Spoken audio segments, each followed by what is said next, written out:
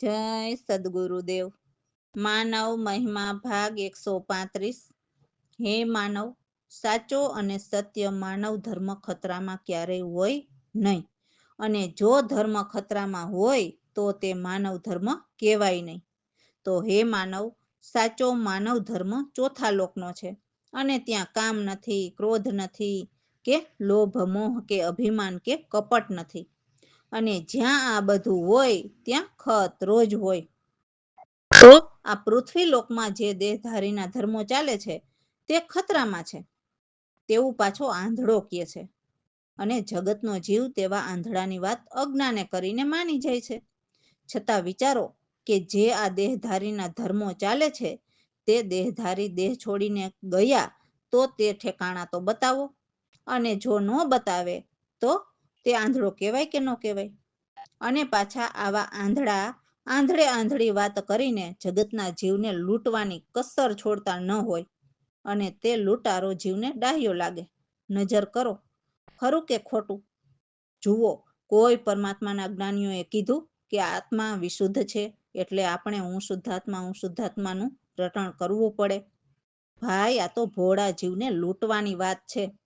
બીજું, કોઈ પરમાત્માના જ્ઞાનીઓએ કીધું નથી કે મનને આનંદમાં રાખવું પડે. તો આ લૂંટારા તેમના મનને આનંદમાં રાખવા તમને લૂંટે છે, નાચે છે, અને તમારા જ બાળકને દીક્ષા આપીને ભિખારી બનાવે છે. જુઓ ને, આ અતિરેક તમારી નજર સામે જ છે. આવા આંધળામાં આગળ વધાય કે જે સત્ય પરમાત્માના જ્ઞાનીઓ કહે છે કે નામ નિરખીને પિંડમાં પરખ કરો? તો આવા સત્ય જ્ઞાનીની ઓથ લઈને પેટ ભરા લાઈનમાં બેસી ગયા હોય જીવના સદગુરુ બનીને, જે ખરેખર તો આંધળા જ હોય.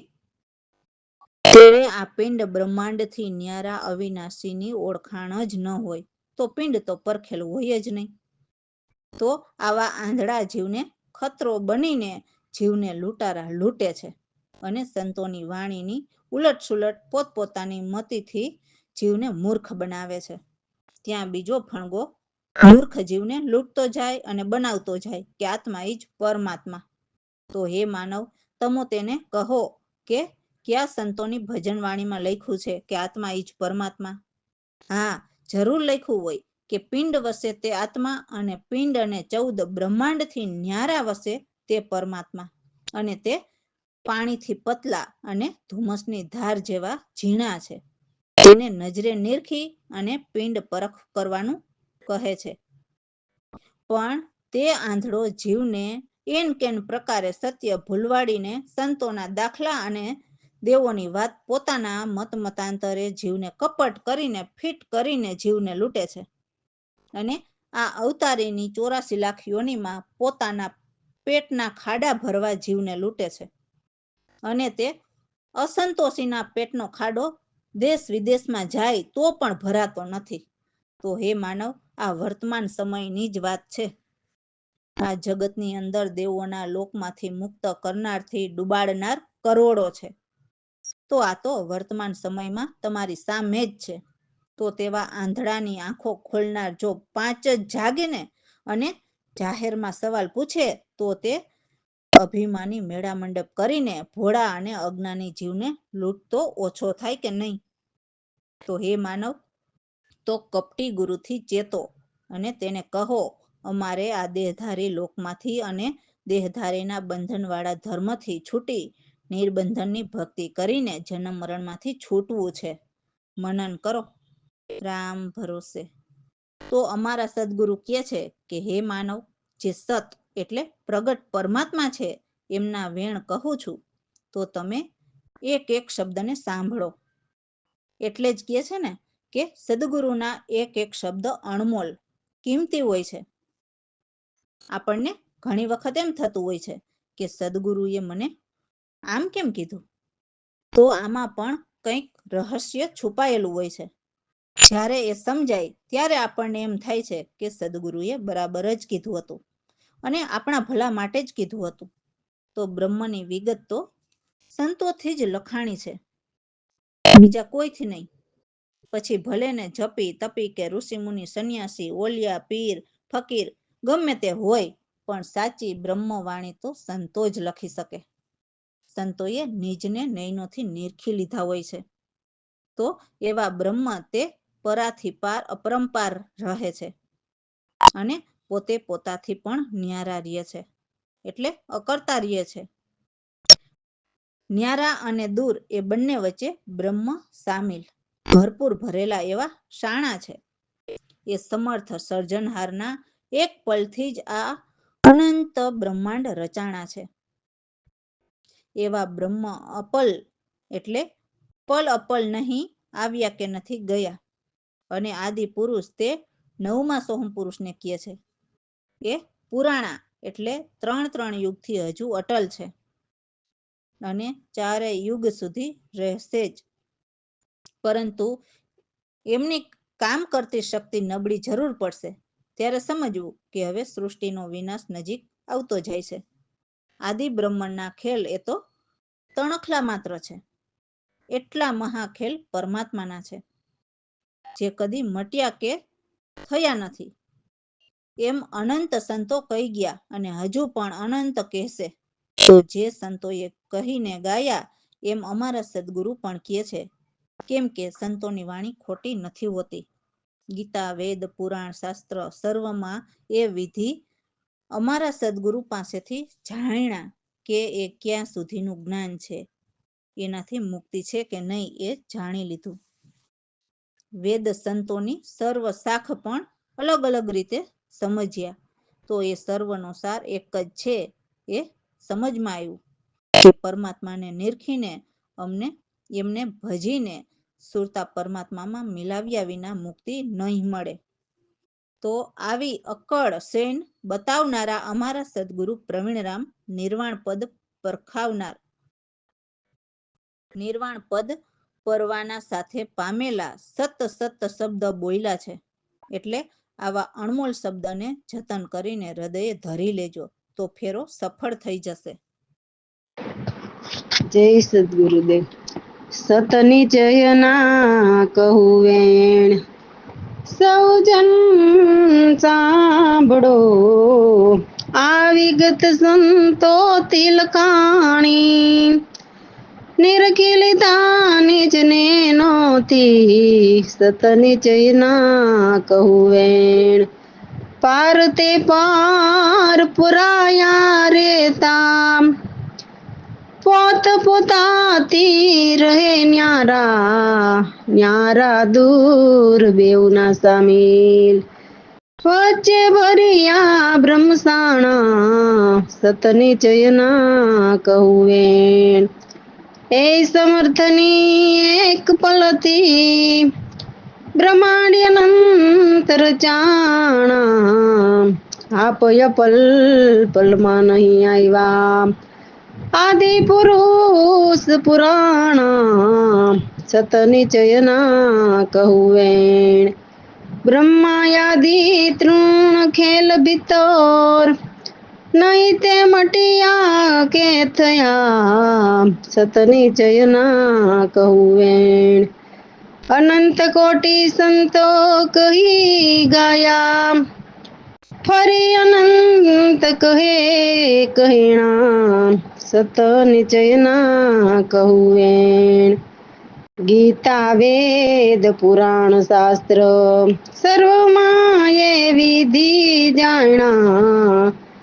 સતની જયના કહું વેણ, વેદ સંતની શાખ યથાર્થ, બિન બિન કરી સમજણ. પ્રવીણ રામ કડની સેન, સત બોલ્યા પરવાણા. સત નિચયના કહું વેણ. રામ ભરે. તો એવા સત્ય વચન મારા સદગુરુએ મને સંભળાવ્યા, જેથી ગુરુગમથી મારી બધી જ ફિકર જે જગ સંસારની હતી તે મટી ગઈ. હવે તો હું ધન્ય થયો, પ્રભુના પ્રેમમાં દીવાનો બનીને મસ્તાનો થઈ ગયો. હવે સમજાયું કે શું રાજા રંકને નેતા બનીને મારે શું કરવું છે. પીર ફકીર અમીર પણ મારે અજાણી. હવે મારે કદી પણ કોઈની ગુલામી ન કરવી પડે કે એવી ગરીબાઈ આવે, કેમ કે મેં તો એવા ફૂલ ફકીરી સદગુરુ ધારી લીધા. ભય ભ્રમ ભેદને હૈણા અને સત્યજ્ઞાની ગુરુને ધારી લીધા, જે જન્મ મરણના દુઃખ મટાડે. તો પછી ક્યાં કોઈની ગુલામી કરવાની રહી કે ગરીબાઈ પણ આવે? હાર જીત એ બધી દ્રુવિધા જગ પર નાખી અને હરખ શોકની શંકા પણ ટાળી દીધી. જીવન મરણની ઈચ્છા પણ હારીને મેં તો ગુરુના શરણા લીધા, જેથી મેં નિજ નિર્ભય મહેરમ એટલે પરમાત્માને જાણ્યા. હવે તો કોઈ ચિંતા જ નહીં કે ધન આવે જાય, યશ મળે અપયશ મળે, એ બંને ધિક્કાર એટલે ખોટી આશા જ છે, તો એ છોડી દીધી. નહીં કોઈને હાથ લંબાવા, બસ નિત્ય એક સાધનામાં જ ધ્યાન લાવીને એ જ સમજવાનું કે આત્મા પરમાત્માને જાણીને આત્મકલ્યાણ કરીને મુક્તિ કેમ મેળવવી. જે સદગુરુને ભાવે પૂજે અને સુરતાને ઉપર ચડાવે, એ એવા જ ભાવથી જ નિંદાધારીને એટલે ભ્રમ નિંદ્રામાં સૂતેલાની નિંદ્રા ભગાવે. હવે મને કોઈની ફિકર ન આવે. દેવ દાનવ કે કોઈના ન માનીએ, કેમ કે પ્રગટ પ્રભુને જાણી લીધા. એટલે દેવ દાનવ એ બંને આવરણના મૂળ મટાડ્યા. સત્ય ગુરુને તો ઋષિ સિદ્ધિ બંને ચાલી આવે, જે પરમારથ આશ્રમમાં જાય. પછી કે પલે બાંધે ગાંઠન નહીં ચાવે, એટલે ત્રાજવે તોલેલા પડીકા બાંધીને આવેલા નહીં ચાવે, કે બેટા કમાય તે પણ ન લાવે. એ સાચા સાધુ ફકીર પ્રેમ ગુલતાના. તો એ પ્રેમ એટલે પરમાત્મા, એટલે પ્રભુ પ્રેમમાં મસ્તાના રહીએ છે. એમને ખાવાના ખર્ચા રામ ભરોસે હોય છે, ખાવાની ફિકર નથી કરતા, છતાં ગુરુ ભંડારામાં કદી ન ઘટે.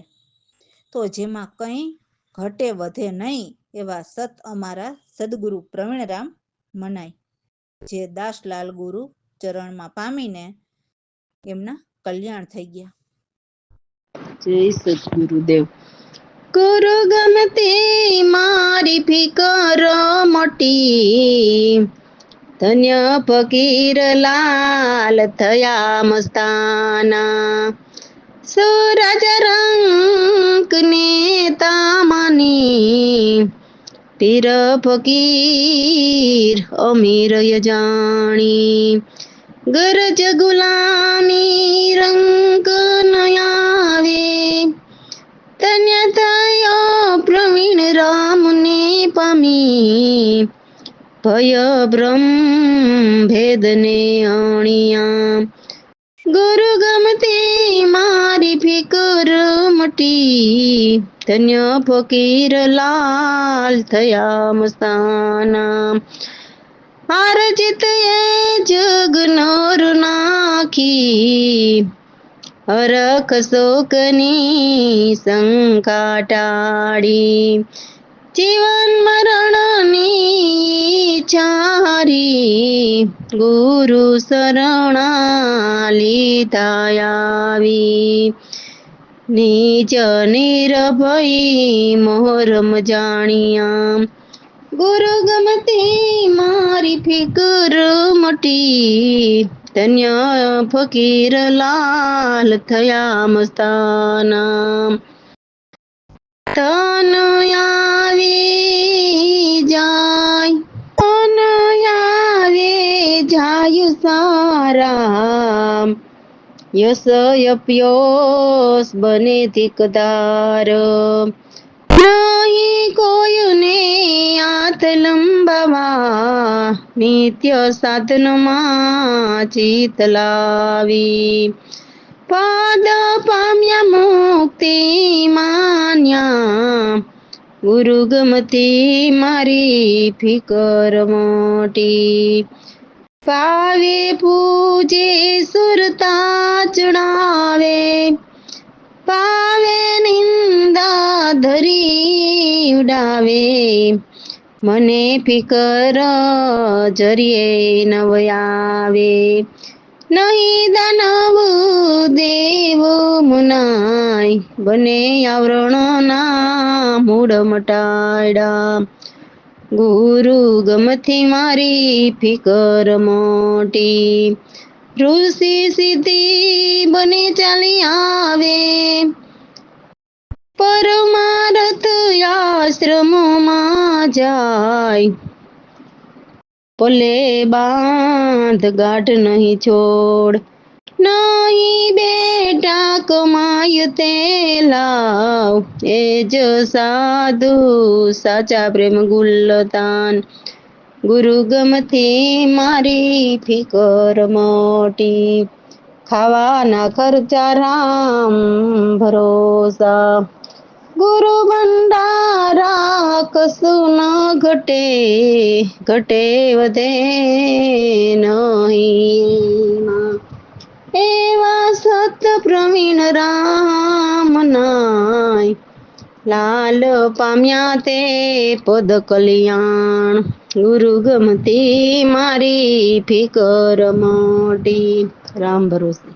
તો જુઓ, જેમ સંતો કહે છે તેમ અમારા સદગુરુ પ્રવીણરામ પણ કહે છે કે હે સાધુભાઈ, અમારા નિરપક્ષ જ્ઞાન છે એમાં કોઈ પક્ષાપક્ષી નથી હોતી. જે કબીર સાહેબ પાસે જ્ઞાન હતું એ જ જ્ઞાન અમારા સદગુરુ પાસે છે, અને આ જે નિરપક્ષ જ્ઞાન બધા જ સંતો પાસે હતું. પણ કોઈ જીવ સમજવા તૈયાર ન હોય તો સંતો પણ શું કરે? પછી તો એ તો એમના અભ્યાસમાં ઉતરી જાય. છતાં પણ જીવના કલ્યાણ માટે સાક્ષી રૂપે એમની વેદના ભરી વાણી તો મૂકી જ જાય છે. તો અમારા સદગુરુ કહે છે કે હે માનવ, તમે પક્ષાપક્ષીના વાદ વિવાદ કરવામાં રહેશો તો પાર નહીં પહોંચો. પછી ભલે ને હિન્દુ હોય કે તુર્ક, પરમાત્મા એક જ છે, તો એમને પામવાની રીત પણ એક જ હોય ને. તો એમાં પક્ષાપક્ષી શેની? નિરપક્ષતાથી પ્રભુને ભજો. 6 દર્શનના 3600 પાખંડ જે સોહમ પુરુષના છે, એમને દેહ અવતાર ધરીને અલગ અલગ જગ્યાએ એમની સ્થાપના કરાવી છે. જે 12 પંથ વિચાર્યા, એટલે આ જગતમાં જીવ પંથ વિના વાત જ ન કરે. એટલે જીવ પંથ વિના વાત જ ન કરે એમ. અને હું તું કરતા હકારા, એટલે આ અમારો પંથ ને આ તમારો પંથ ને, અમારા ધર્મોમાં આમ ને તમારા ધર્મોમાં આમ ને એમ પક્ષાપક્ષીની લડાઈ ઝઘડા ચાલુ જ રહે છે. અને આપણે જોઈએ પણ છીએ ને. અમારા સદગુરુ તો કહે છે કે સાહેબ તો ખલકમાં ખેલે, એટલે સર્વ જગ્યાએ વ્યાપક છે, અને એમના જ એક વચન છે, એ જ સર્વમાં રહે અને સૌથી ન્યારા પણ રહે. એ કોઈ પક્ષમાં નથી રહેતા, સદા નિરપક્ષ એ એક જ છે. પક્ષાપક્ષીમાં સારું જગ ઉલજ્યું છે, અને મારા તારા પંથ કે ધર્મની વાતો કરીને હાર જીતના ઝઘડા માંડે છે. અમારો ધર્મ મહાન, પણ જેમના ઘટમાં અંધારા જ હોય એ કેમ કરીને સાચું સમજી શકે? એ તો ઝઘડા જ માંડે. નિરપક્ષ સાહેબ તો એ કોઈ પક્ષ નથી ધારતા. પક્ષ તો ત્રિલોકી અવતારી દેહ ધરીને આવે અને એમના અલગ અલગ નામે મંદિર બંધાવે અને જીવ ઝઘડતો રહે.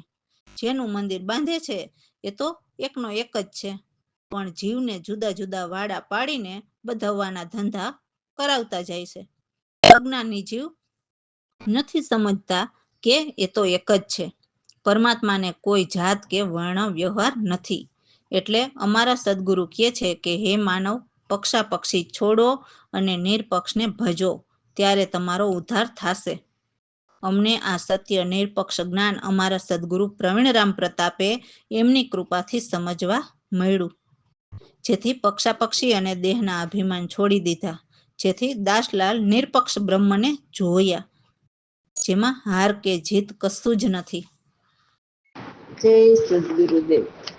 સંતો કહે છે યો ભાઈ, સંતો કહે છે યો ભાઈ, નિરપક્ષ જ્ઞાન અમારા, પક્ષાપક્ષીથી પાર ન પહોંચો, હિન્દુ તુર્ક એક સારા, 6 દર્શન 3600 પાખંડ, 12 પંથ વિચારા, પક્ષ વિના વાત ન કરે કોઈ, હું તો કરતા હોકારા, સંતો કહે છે ભાઈ નિરપક્ષ જ્ઞાન અમારા, સાહેબ એક ખલકમાં ખેલે, વ્યાપક એક વચન, સર્વમાં રહે સહુથી ન્યારા.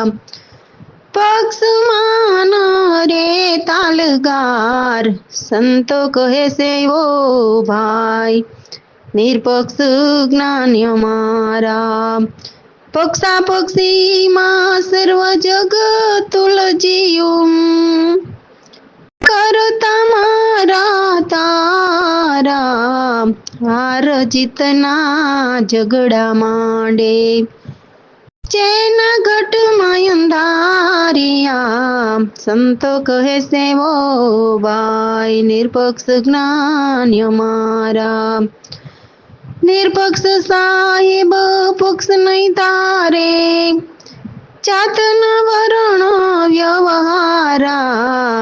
પક્ષ તમે તજો ભજો નિરપક્ષને, ત્યારે ઓ નિસ્તાર.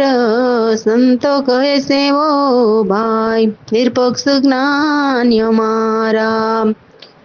પ્રવીણ રામ કેરી ગુરુ કૃપા, પક્ષ અભિમાન વિસારા. દાસલાલ નિરપક્ષ બ્રહ્મ દેખા, નહીં જીત નહીં યાર. સંતો કહે છે ઓ ભાઈ, નિરપક્ષ જ્ઞાન અમારા. રામ ભરોસે. જુઓ, જ્યારે જીવને સાચા સદગુરુ મળે છે અને સત્યનું ભાન થાય છે, ત્યારે સમજાય છે કે હું કેવો નફટ છું. એક પરમાત્માને છોડીને અલગ અલગ દેવોની ભક્તિમાં લાગી ગયો. અને ભક્તિ પણ કોની? તો કહે પ્રગટ દેવદેવીની નહીં, પણ દેવદેવીને નજરે જોયા વગરની અનુમાની અને અંધશ્રદ્ધાથી ત્રાંબા પિત્તળ અને પથ્થરને પૂજે. અરે વાલા, પહેલા પ્રગટને દેખીશ તો પથ્થરમાં દેખાય ને કે આ દેવ છે. તો આવો હું સાવ અબુધ નફટ હતો કે સાચા જ્ઞાની વિના સાચો માર્ગ જ નહોતો સૂઝતો. આ તો મને હવે સમજાયું જ્યારે મને સત્યજ્ઞાની સદગુરુ મળ્યા. હું તો ભક્તિ જ ભૂલી ગયો હતો કે શું કરું, મને કોઈ રસ્તો જ નહોતો સૂઝતો.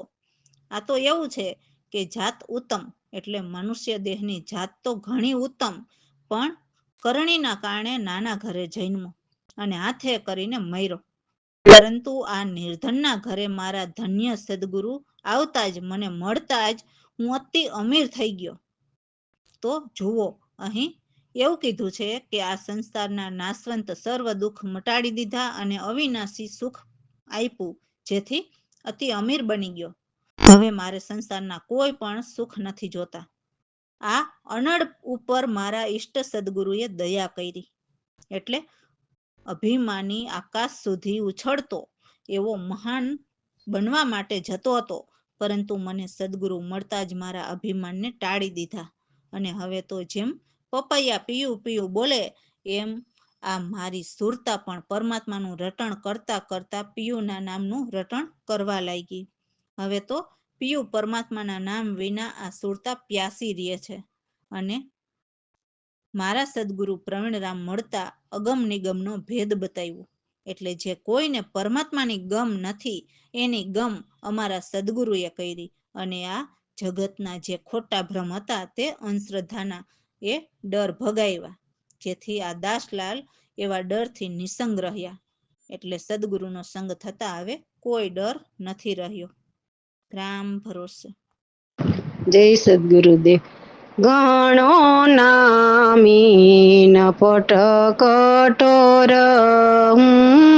ભાઈ તો ભક્તિ શું છે ભૂલી ગયો રે.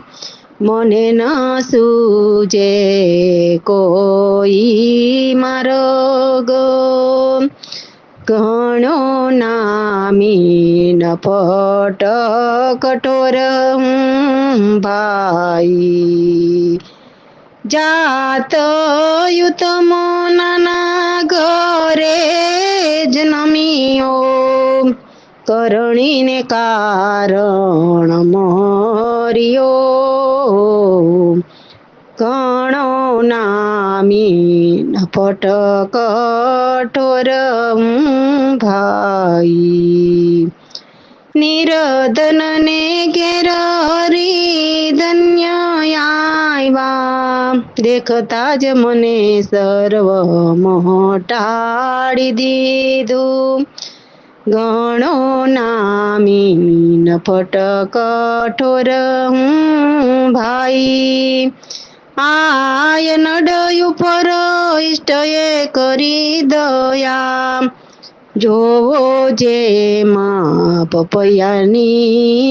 પપૈયાનો પ્યાસી રહ્યો પ્રવીણ રામે યગમ નિગમનો ડર છુપો હવે જોવો દાસલાલ નિસંગ રહ્યો ગણો નામી ફટ કઠોર ભાઈ રામ ભરોસે